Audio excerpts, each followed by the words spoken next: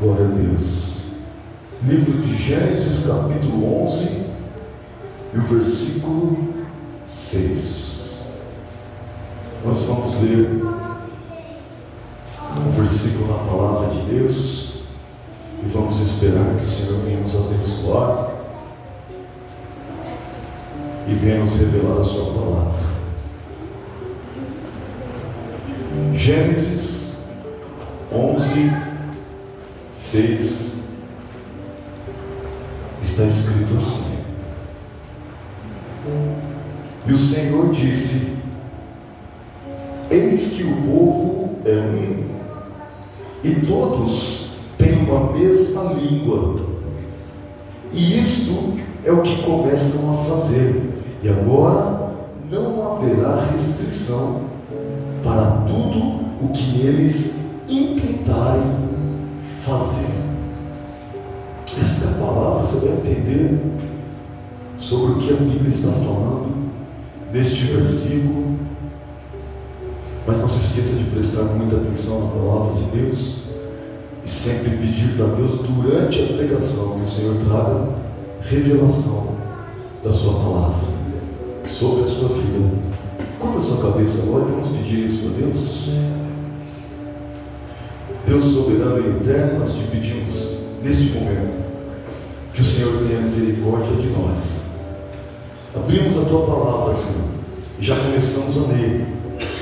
Nós pedimos que o Senhor tenha misericórdia e revele, Senhor, aquilo que o Senhor deseja trazer para o teu povo e para a sua igreja.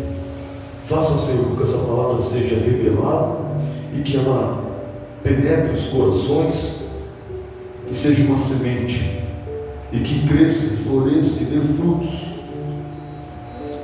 Pai, em nome de Jesus, que nós possamos crer nesta palavra e que ela faça diferença em nossas vidas.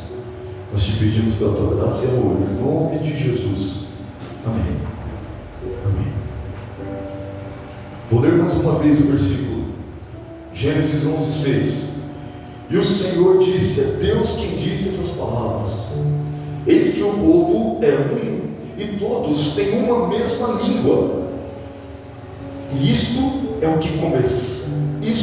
que começam a fazer. E agora não haverá restrição para tudo o que eles intentarem fazer. Olha só, Deus está falando sobre um povo. E esse povo é o povo da criação. Nós estamos em Gênesis capítulo 11, então a humanidade está só no começo da sua história. Mas já existe bastante gente na terra, a ponto de Deus se dirigir a eles como povo. Já tem uma grande nação na terra. E quando Deus vai falar algo, Ele diz essas coisas. Olha, o povo é um. Olha que coisa interessante. Hoje, nós temos vários povos, não é? Nós temos povos de diferentes línguas, de diferentes tribos, diferentes nações, como a Bíblia diz, diferentes culturas. Então, se a gente for analisar quantos povos nós temos na terra hoje, há uma infinidade de povos. Mas quando Deus está falando aqui na sua palavra, Ele está dizendo: eis que o povo é um. Só existe um povo, não há povos. E Deus está dizendo: este povo só fala uma mesma língua. Então só tem uma língua na terra. Não existem várias línguas igual nós conhecemos hoje. Não existe um monte de idiomas. Só tem um povo e uma língua. E de repente Deus olha para a terra e diz: olha só o que eles começam a fazer. Deus que está na terra desceu dos céus e veio até a terra para observar o que a humanidade estava fazendo. E de repente Deus fala algo muito interessante. Deus diz assim: ó, agora não haverá restrição para tudo o que eles intentarem fazer. Deus olhou para meros humanos e Deus disse assim: ó, o que eles quiserem fazer não vai ter impossível para eles. Não tem restrição, não tem nada difícil. O que eles quiserem fazer, eles fazem. E a gente precisa começar a entender o que aconteceu. Essa história que está no livro de Gênesis, capítulo 11, Quando alguém perguntar para vocês, olha, por que será que na Terra tem esse monte de línguas? Você, como cristão, você não pode aceitar nenhuma teoria, mas nenhuma, nem aquela que diz nós não sabemos, nem aquela que diz que os povos sempre estiveram espalhados. Você fala, não, de acordo com a palavra de Deus, não é isso. E como que é a história? Ela é simples. A história está em Gênesis 11 e o título diz A Torre de Babel. Então tem um lugar aqui chamado Babel. Que negócio é esse? Por que essa torre tem esse nome?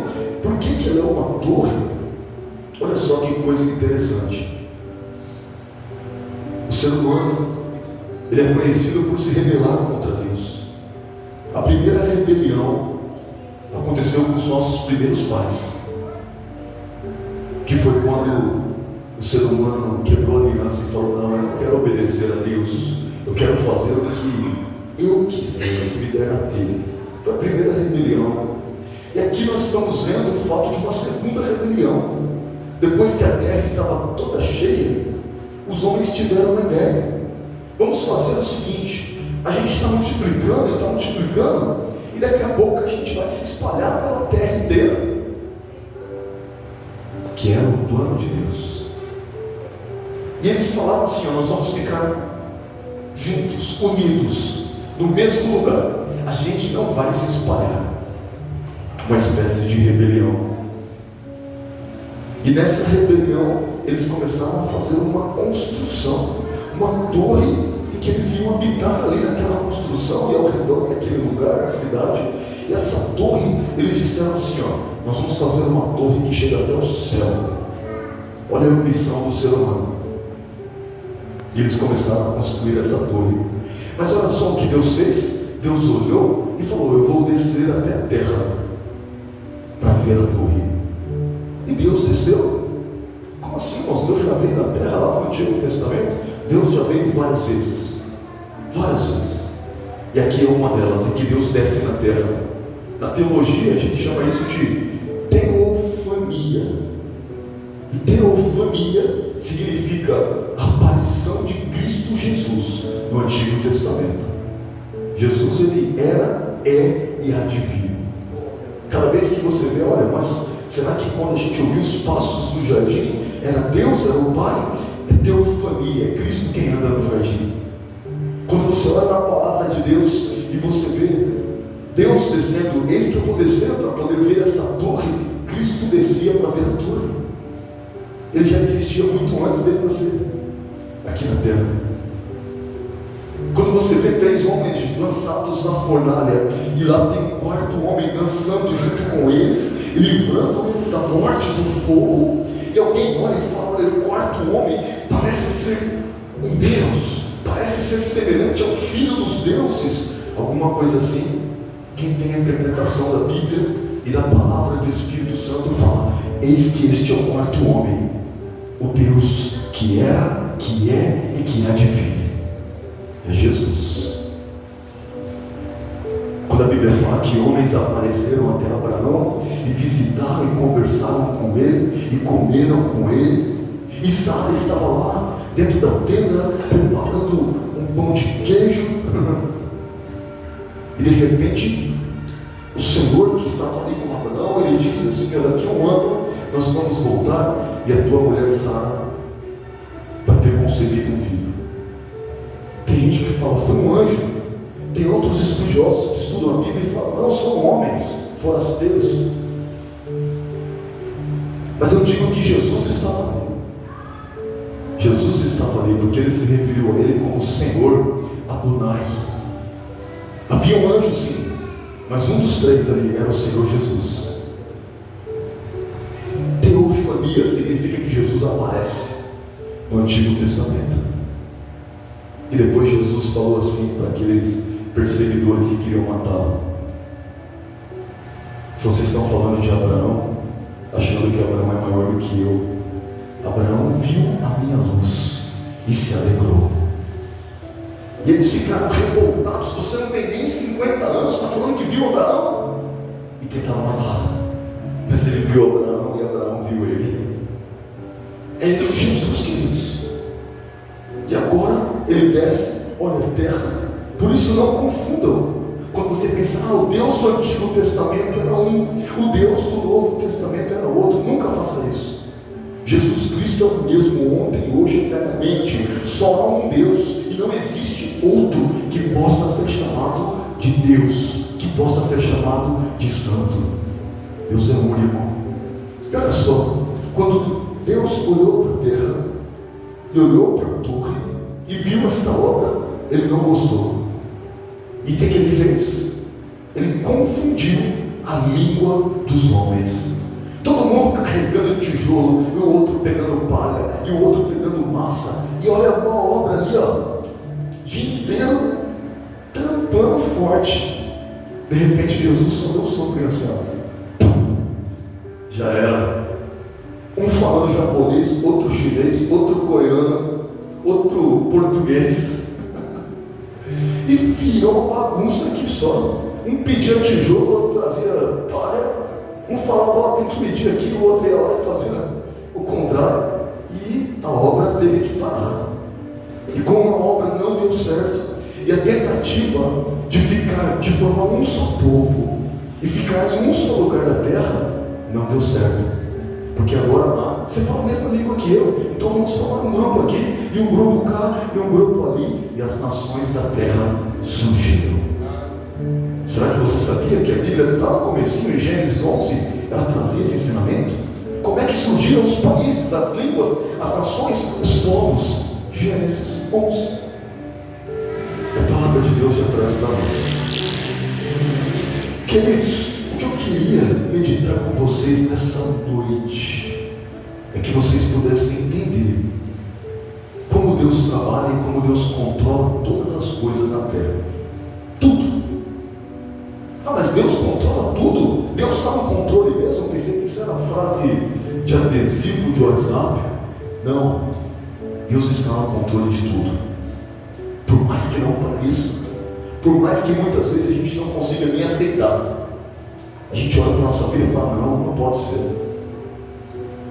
Mas Deus está no controle de tudo. Até das guerras. Cada vez que acontece uma guerra, a primeira, a segunda, a terceira guerra mundial, é o próprio Deus preparando e falando assim, uma espada sobre a terra. Tudo que existe e o que há de existir está debaixo do controle de Deus. E a torre não era diferente. Deus olhou e derrubou. Deus olhou e espalhou os povos em toda a terra. Mas o que eu achei interessante de ler aqui, eu quero falar sobre isso com vocês, é que quando Deus olhou para o homem, ele disse, não haverá restrição para tudo que eles intentarem fazer.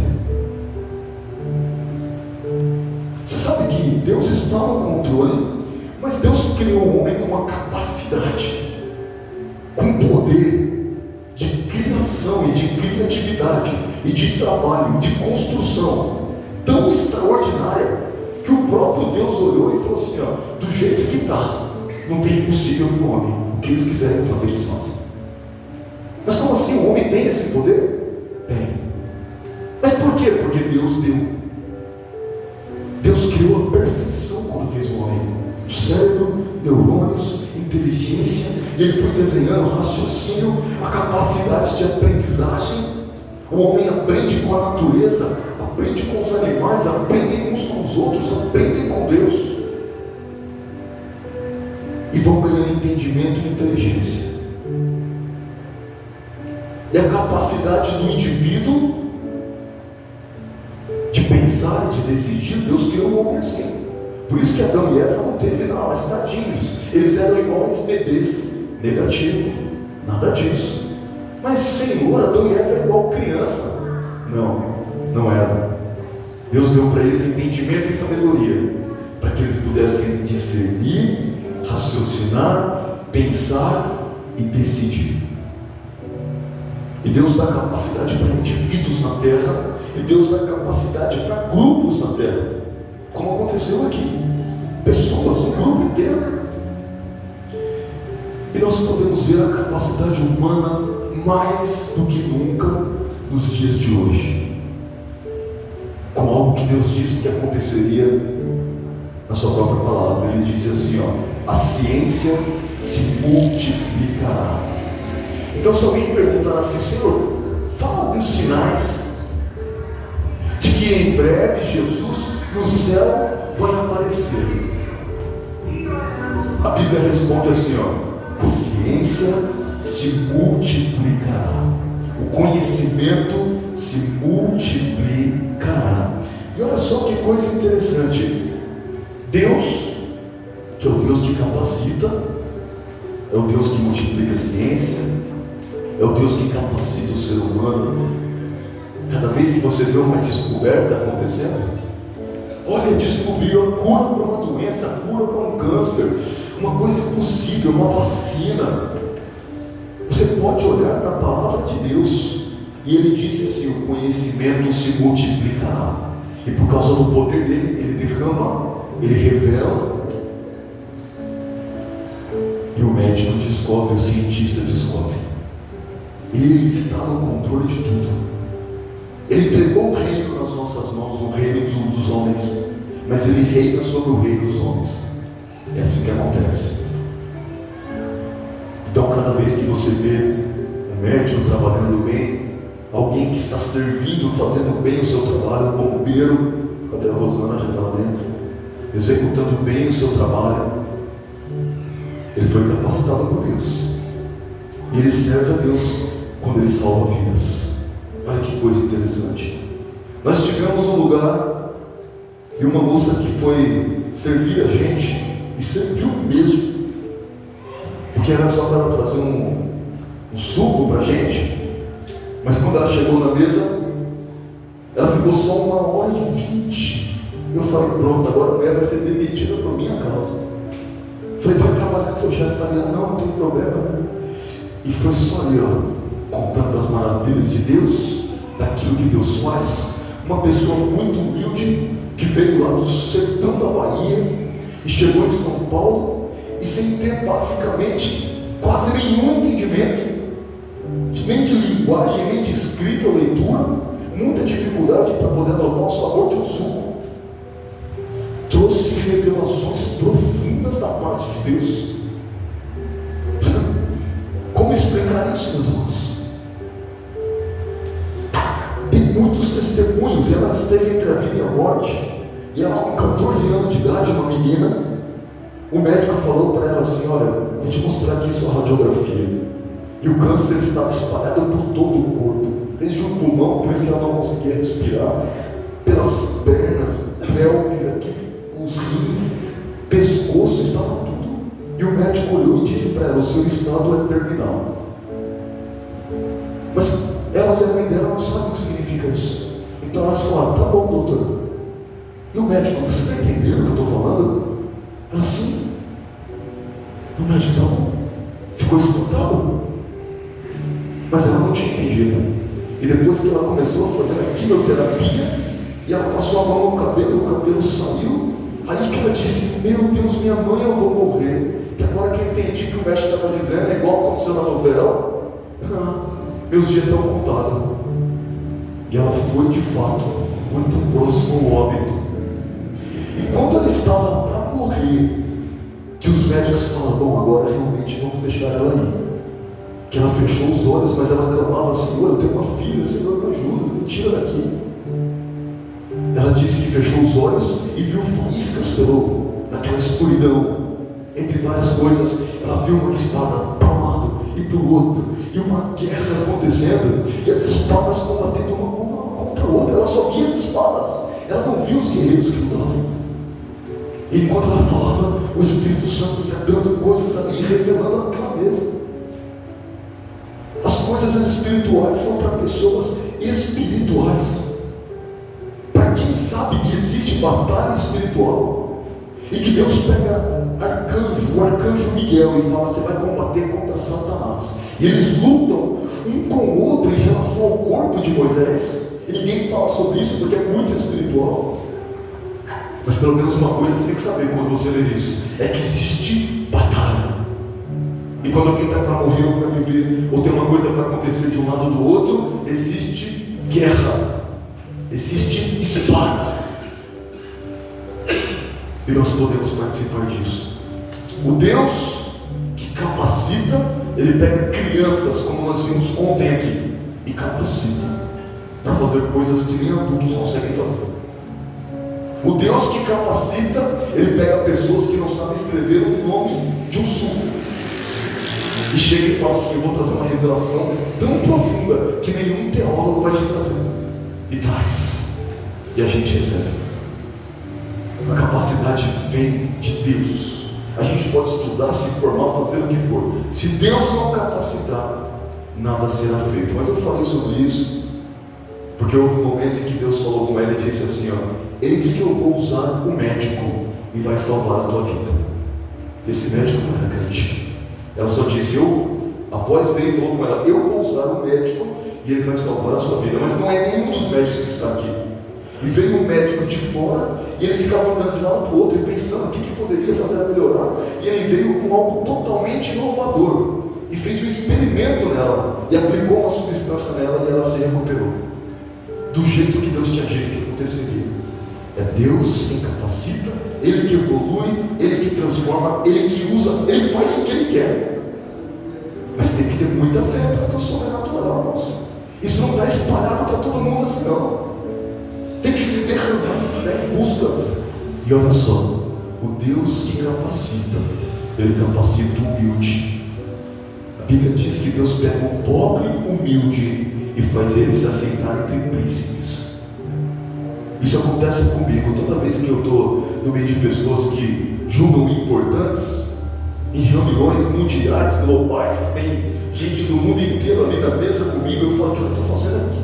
Quem sou eu para estar sentado aqui? E Deus sempre fala: Ele pega o humilde, o pobre, o necessitado e faz assentar entre os príncipes, entre gente que manda e que ordena. Ele faz isso. E Ele abate de novo, fala: agora você volta para o pó de novo. E agora Ele restaura de novo, Ele restaura de novo. Ele é maravilhoso assim, esse é o nosso Deus. Mas nós temos que ser gratos por tudo que o Senhor nos capacita a fazer. Tudo. Por mínimo que seja, irmãos. Tem que celebrar. Essas crianças precisam celebrar pelo que fizeram aqui. Eu me alegro por coisas pequenas que o Senhor me capacita a fazer. Uma coisa boba pode ser lá: tentei arrumar a bicicleta do Enzo, levei no bicicleteiro. E ele olhou e falou: não, isso aqui não dá não, vai ter que trocar essas peças todas aqui. Eu falei: nossa, mas não vale a pena. E eu fui para casa, pensei, peguei o martelo e tal, que aqui, mano, ficou novinha agora, tá aí, ó, a mesa de andando.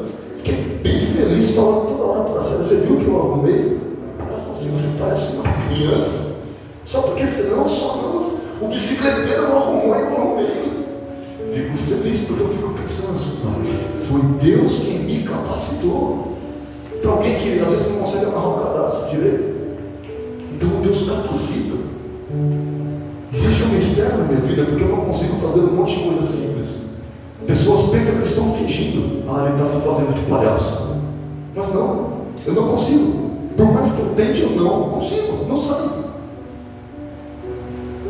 Mas Deus, por outro lado, Ele pega alguém com essa mente incapaz e fala assim: você vai fazer uma coisa grande. E Ele entrega uma coisa grande na mão e sai coisas enormes. Por isso que eu nunca vou me vangloriar. Eu sei que vem dele. Igual acontece com as crianças, vem dele. Deus é o Deus que capacita. Vou mencionar para vocês aqui na palavra de Deus um homem chamado Moisés. O homem Moisés, quando Deus falou com ele, disse assim: você vai libertar uma nação inteira da mão de Faraó. Irmãos, você não tem ideia do quanto isso é impossível. Uma nação cruel, que espancava, destruía com eles, uma nação armada, cheia de poder, que se alguém se rebelasse contra eles, era exterminado na mesma hora. De repente Deus fala: você é quem vai libertar eles. Sabe o que Moisés fez? Eu não, Senhor, manda o outro. Mas Deus falou: você que vai. E ele falou: Senhor, como é que o povo vai me ouvir? Eles vão pensar que eu sou um louco, que eu não vou conseguir fazer isso. Como é que eles crerão que o Senhor falou comigo? E aí Deus falou assim: esconde a sua mão, assim, na sua roupa, na sua veste. Agora tira a mão daí. Quando ele tirou, a mão estava leprosa, branca. Ele ficou em choque. Deus falou: esconde a mão de novo. Ele escondeu. Quando ele tirou, a mão estava regenerada de novo, perfeita. Deus falou: o que você tem na mão? Ele: um cajado, Senhor. Joga no chão. Quando ele jogou, virou uma serpente na mesma hora. E ele ficou com medo das serpentes, fugiu dela. Aí Deus falou: pega ela pela cauda. Ele foi, pegou pela cauda, virou de novo nas mãos dele o cajado de Moisés. E Deus falou: e agora? Você crê que você consegue fazer? E ele falou: não dá, eu sou gago, eu não sei falar. E a paciência de Deus tem que ser grande, irmãos, com crente igual a Moisés. Porque ele fala para mim: não dá, não é comigo, eu sou bom, não sou capacitado.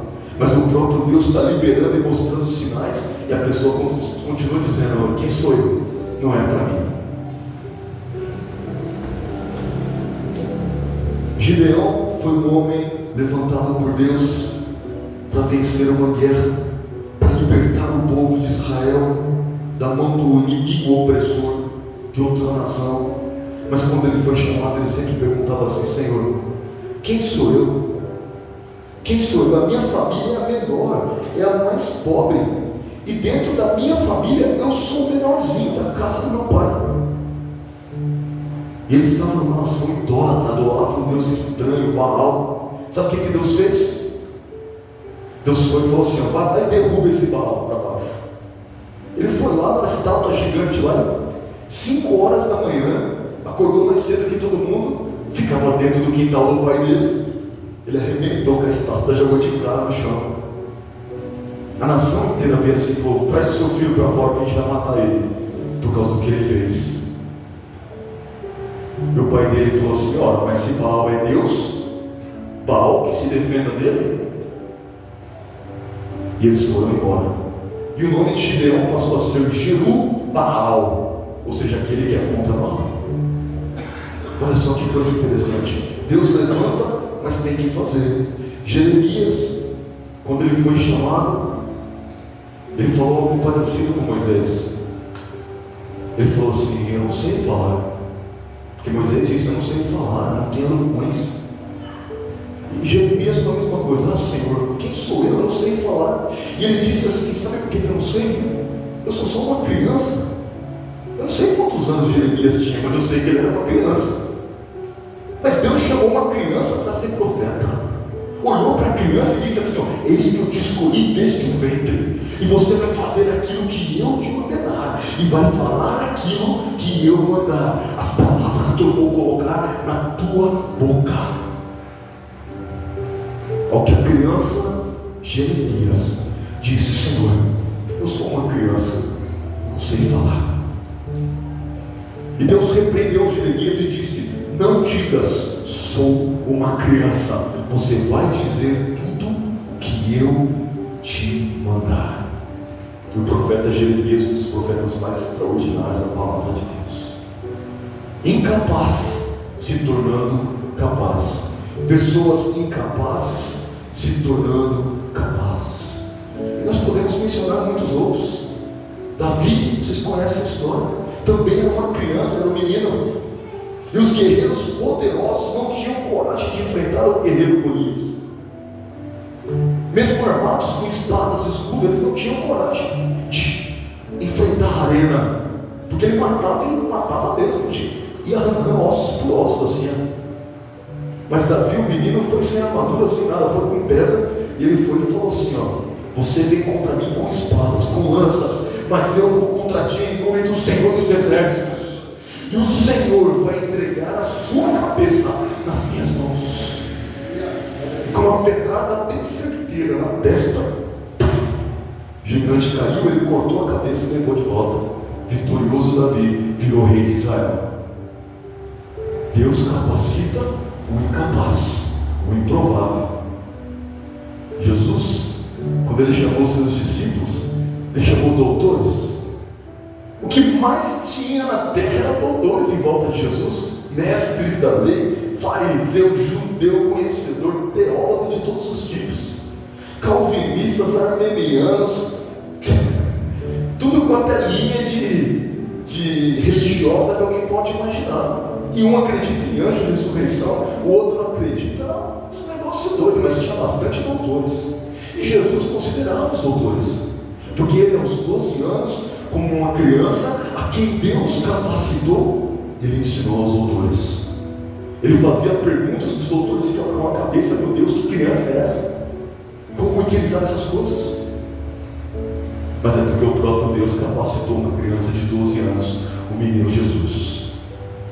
Mas quando ele foi escolher os apóstolos, só um analfabeto, pescador, gente sem noção nenhuma, ele juntou os 12 e falou assim: vocês 12 que estão aqui, vai ter 12 tronos para vocês, nos céus, junto comigo. Esse Jesus é maravilhoso demais, irmãos.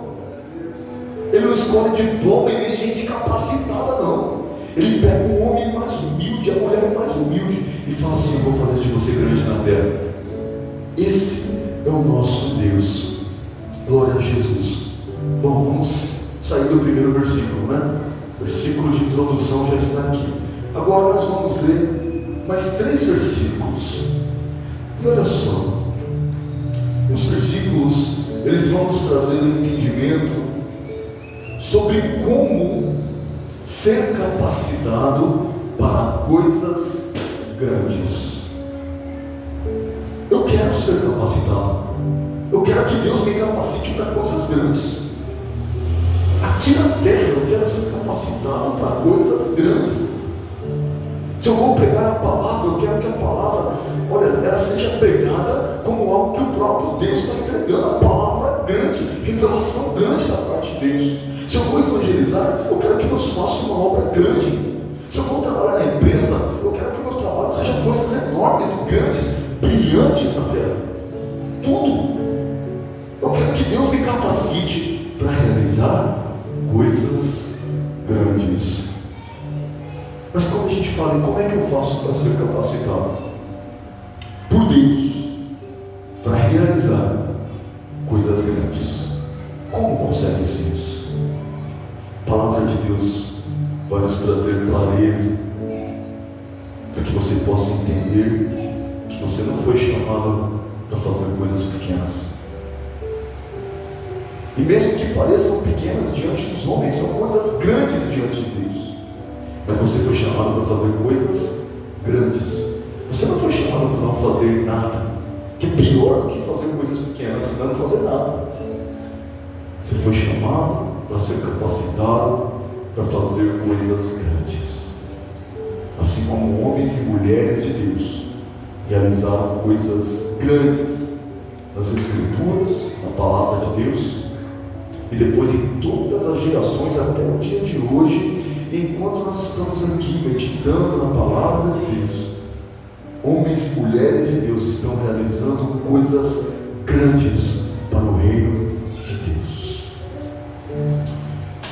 Como ser capacitado para realizar coisas grandes? Primeira coisa, é necessário querer realizar. Sabe qual é a primeira coisa que as pessoas falam? Quando você pensa assim: tem uma coisa que eu estou buscando na minha vida. Você vai perceber que os coaches, que são bons coaches, eles olham nos olhos, dão uma sacudida na pessoa e falam: o quanto você quer isso? E se a pessoa fica: eu sempre quis, não me convenceu, eu quero saber o quanto você quer. E se a pessoa falar: mas eu quero mesmo, ela vai conseguir, porque ela não vai desistir até conseguir. É isso que vai acontecer. Em Neemias capítulo 6, versículo 15, nós vamos perceber que para realizar coisas grandes, primeira lição, primeiro passo, tem que querer realizar coisas grandes. Sabe o que acontece com muita gente que está à minha volta? As pessoas falam assim: para mim isso aqui tá bom. Tem gente que fala assim: se eu entrar no céu, meu amigo, já está bom demais. Eu estou lá preocupado com galardão. A Bíblia diz que Deus não se agrada de tolos. Nós não podemos ser tolos. Nós temos que ser sábios.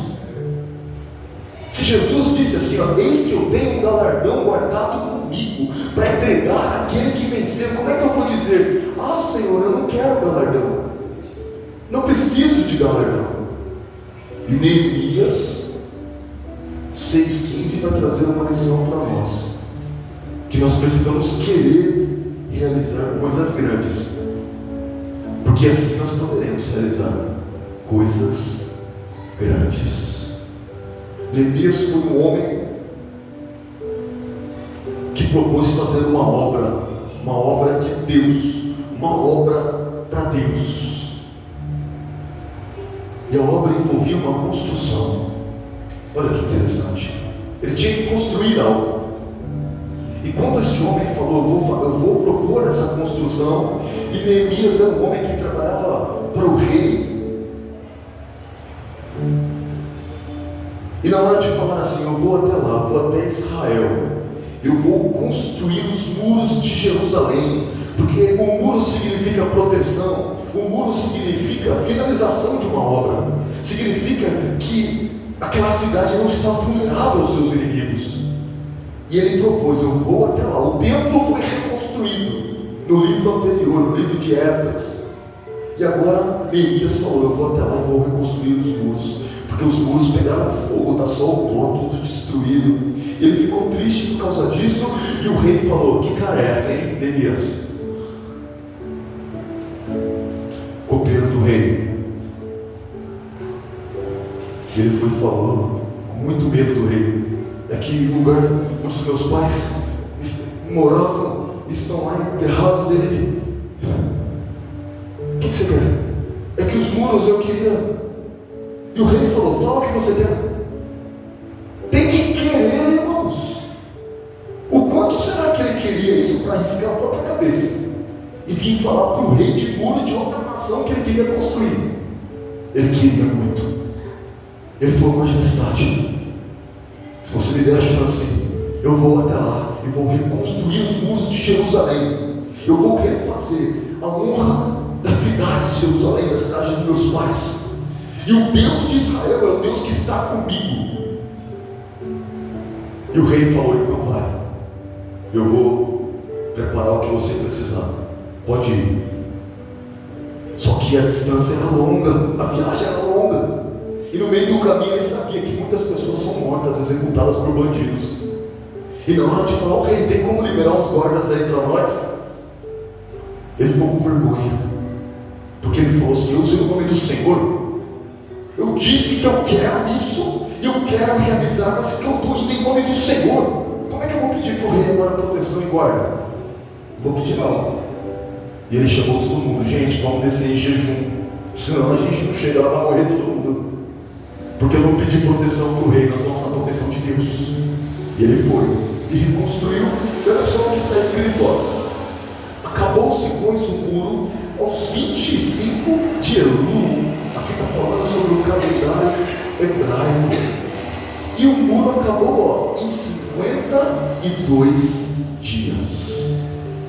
Uma obra que era para durar muitos meses, anos à frente, foi feita em 52 dias. Os inimigos se levantaram e falaram assim, que muro que você vai fazer aí? Até uma raposa pulando e derruba. E afrontaram e vieram contra ele, e se levantaram as forças de Satanás para dizer, essa obra não vai dar certo. Você que está liderando, Satanás dá risada na sua cara. Satanás já desafiou essa igreja dizendo que ela fecharia. Mas essa igreja não fechou até hoje, porque o próprio Deus é quem mantém aberto. Não é o pastor Alexandre, nem os pastores que passaram aqui antes de mim, mas é porque Deus soprou e falou, vai ficar aberto. E ela ficou. E até depois de mim, é ele que decide se fecha ou não. Mas Satanás já se levantou para chegar e falar assim, ó, uma raposa vai derrubar essa igreja. Mas ficou envergonhado. Olha só que coisa interessante. Neemias 6,16 está escrito, ó, e sucedeu que, ouvindo todos os nossos inimigos, temeram todos os gentios que havia em roda de nós, e abateram-se muito em seus próprios olhos, porque reconheceram reconheceram que o nosso Deus fizera esta obra.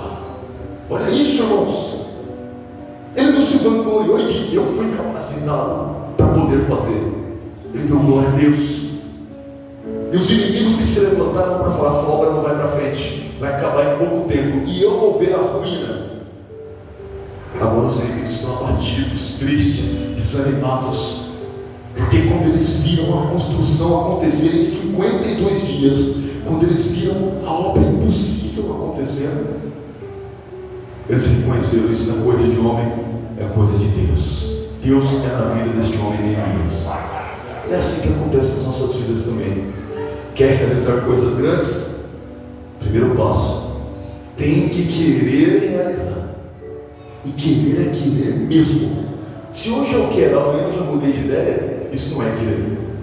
Querer é querer, eu quero, é meu objetivo, é o meu ideal, eu vou atingir, eu vou chegar lá. Queira e vai acontecer. Segundo ponto, está em Esther, capítulo 4:16. Esther 4:16 vai nos ensinar que depois que nós aprendemos pela palavra de Deus, que nós temos que querer realizar, para que nós possamos realizar coisas grandes. A palavra de Deus vai ensinar que nós precisamos ter coragem para realizar coisas grandes. Tudo que você propor fazer na sua vida é necessário coragem. Você vai ter que enfrentar muitas dificuldades, pessoas dentro da sua própria casa, vizinhos, amigos, colegas de trabalho, de estudo, na rua, vizinho. Não tem igreja, irmão de igreja, não tem para onde correr. Você quer realizar coisas grandes, é necessário ter coragem. E se você tiver coragem, e você consagrou aquilo diante de Deus, e você propôs aquilo diante do Senhor, Deus vai honrar a sua coragem, Deus vai honrar a sua ousadia e o seu querer realizar, e Ele vai fazer com que aconteça. Olha só, Esther 4:16, a Bíblia vai nos ensinar algo muito tremendo, irmãos. De novo, a palavra tem a ver com coragem, igual Neemias foi corajoso, Esther também foi. A palavra vai ter a ver com ousadia, atitude, oração e jejum. Crente que não jejua, eu acho assim, eu deveria até esperar alguma coisa de Deus. Eu nunca jejuei, não, então você está esperando o que de Deus? Vai ler a Bíblia, você vai ver que quem jejua que move o sobrenatural. Ah, mas eu estou esperando o sobrenatural. Mas está jejuando? Não. É analfabeto bíblico, não leu a Bíblia. É só quem jejua que move o sobrenatural. Então olha só que coisa interessante. Rainha Esther não era rainha, era só uma menina camponesa que ficava andando lá em volta do palácio com os pés bem sujos. E de repente alguém ficou sabendo que o rei Assuero estava se separando da rainha, com uma separação bem interessante. Ele falou assim: olha, ele chamou a rainha: rainha, vem aqui para que todos possam ver a sua beleza. E ela virou para o rei e falou: não, obrigado, não vou. E agora houve uma decisão: nunca mais ela entra na presença do rei. Foi banida do rei, porque não se sujeitou, porque não se humilhou. Antes ela falou: eu sou uma rainha, eu faço o que eu quero. Foi banida e excluída. E agora precisa de outra rainha, não é? E quando eles foram buscar a rainha no reino, entre todas as donzelas, lá estava Radassa. Porque o livro é de Esther, mas o nome dela é Esther. Isso foi um nome dado por ela lá pelo povo do reino, mas o nome dela é Radassa. Radassa significa planta, arbusto. E esta mulher, depois de ser preparada para estar na presença do rei, ela se casou com o rei, foi escolhida e se tornou rainha. Mas ela era judia, fazia parte dos judeus e ninguém sabia. E os súditos do rei odiavam os judeus, especialmente um chamado Ramã.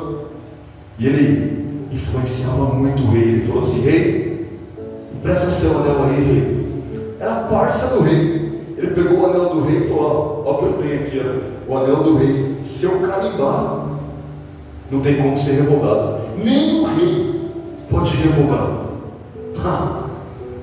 E o rei tirava o anel e falava para ele: então, você é meu súdito de confiança, estamos juntos. Sabe o que esse cara fez? Preparou uma lei e uma data e falou assim: ó, todos os judeus da terra serão exterminados nessa data. E carimbou o anel do rei. E agora, toda a família de Esther, para cumprir a lei, até a rainha precisava ser executada. O rei não sabia. E olha só, na hora que foi chegando o tempo, ela podia, alguém pode ser chamado pelo rei e não se apresentar? Não, é banido. Foi o que aconteceu com a rainha anterior. Mas alguém pode entrar na presença do rei sem ser chamado? Não, é contra a lei a pena de morte. Mas se ela não entrasse na presença do rei, como é que ela ia salvar o seu povo? Olha que história, irmãos. E a Bíblia está dizendo aqui, ó, o que foi que ela fez. Antes de entrar na presença do rei, ela mandou essa mensagem para todo o povo judeu.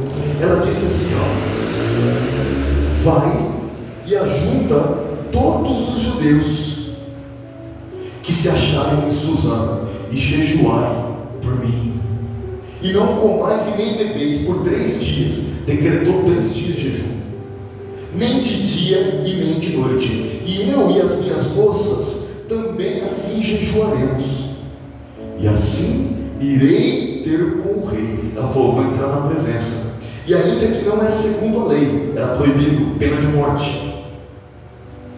Se perecer, pereci. É coragem ou não é? Se morrer, morre. Eu vou jejuar 3 dias. Vocês jejuem comigo. Peçam a Deus por mim, mas eu vou só chegar. A regra era assim, ó, de acordo com a história: se ela entrasse na presença do rei, o rei tinha que pegar o cetro dele e colocar na frente dela para ela pôr a mão. Assim ela não seria executada. Senão a espada já vinha, já picotava ela na frente do rei. Mas ela foi. Com estratégia, com inteligência que Deus deu, foi mostrado que a mulher foi chamada para fazer coisas grandes. Livrou o povo de Israel, livrou o povo judeu que estava ali escravo. E aquilo simbolizando o livramento da minha vida e da sua vida. Como é que ela livrou o povo? O rei cancelou o decreto? Não, queridos. O decreto não pode ser cancelado.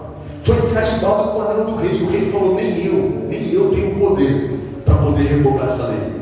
Agora a data está marcada de extermínio e ela vai acontecer. E a rainha falou: majestade, rei, poupa a minha vida, eu sou judia, eu vou morrer junto com eles. Mas o rei falou: não posso revogar a lei. E agora? Assim acontece no mundo espiritual. Mas o rei preparou um escape. Ele falou assim: tem uma data marcada para extermínio dos judeus, está certo.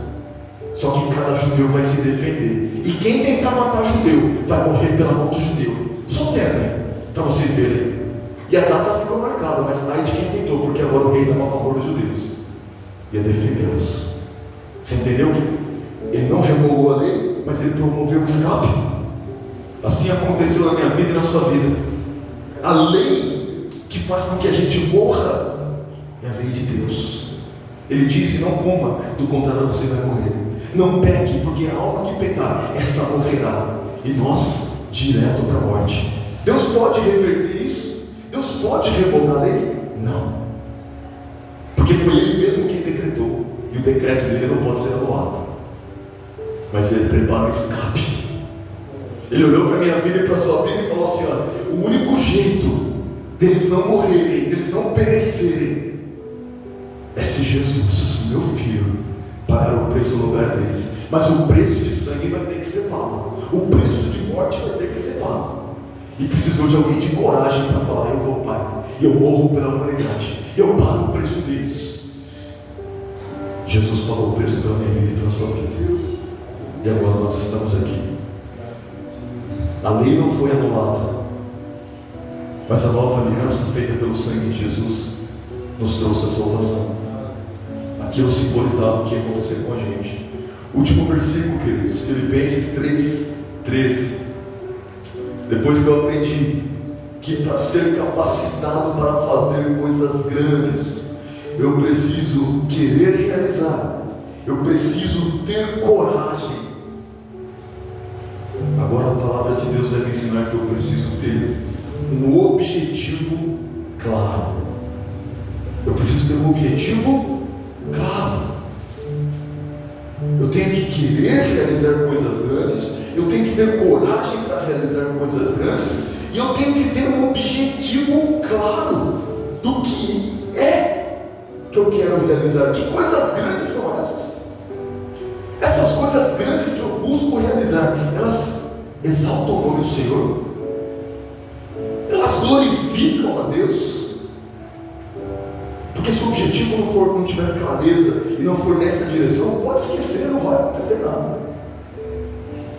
Então tem que ter um objetivo claro. E o objetivo claro está expresso aqui nas palavras do apóstolo Paulo.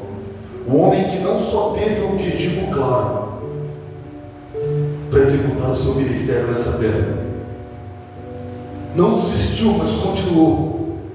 Teve adversidades, mas não parou. Enquanto não cumpriu a sua carreira, guardou a fé.